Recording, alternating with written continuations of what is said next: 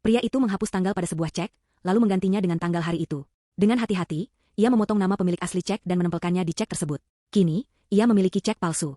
Namun, saat mencoba mencairkannya di bank, kasir langsung menyadari bahwa cek tersebut tidak asli.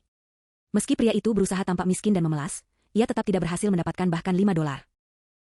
Dengan kecewa, ia berjalan di jalan dan melihat sekelompok pilot. Para pilot itu mengenakan seragam elegan, berjalan dengan penuh gaya, dan dikelilingi pramugari cantik. Bahkan anak-anak pun menghampiri mereka untuk meminta tanda tangan, sementara manajer bank menyapa mereka dengan sangat hormat. Pria itu merasa iri, lalu memutuskan untuk menjadi seorang pilot. Ia berpura-pura sebagai wartawan surat kabar, agar bisa mengumpulkan informasi. Setelah itu, ia membutuhkan seragam pilot yang elegan. Ia mengaku bahwa seragamnya hilang dan meminta yang baru.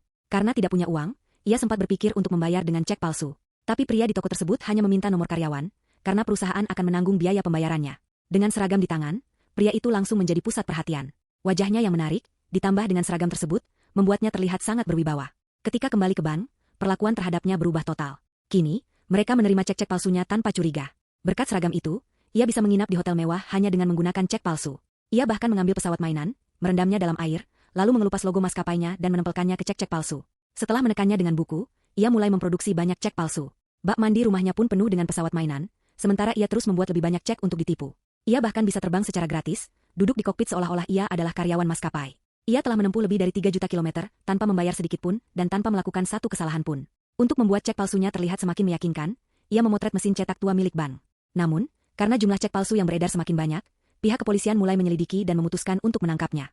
Saat polisi membuka pintu, kamar itu kosong. Mereka lalu berteriak memintanya keluar dari kamar mandi.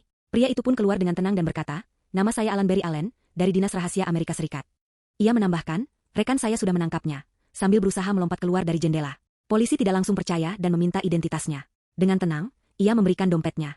Saat petugas hendak memeriksa identitas tersebut, pria itu mengajaknya melihat keluar jendela, menunjuk seseorang sambil berkata bahwa rekannya sedang membawa tersangka. Itu adalah aksi pengalihan yang sempurna. Pria itu bahkan sempat menarik napas lega dan memeriksa identitas sang petugas. Ketika polisi lengah, ia mengemasi mesin cetaknya dan berjalan ke arah pintu.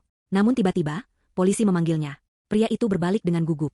Petugas itu tersenyum dan berkata, "Sudahlah, simpan saja untukku. Aku percaya padamu."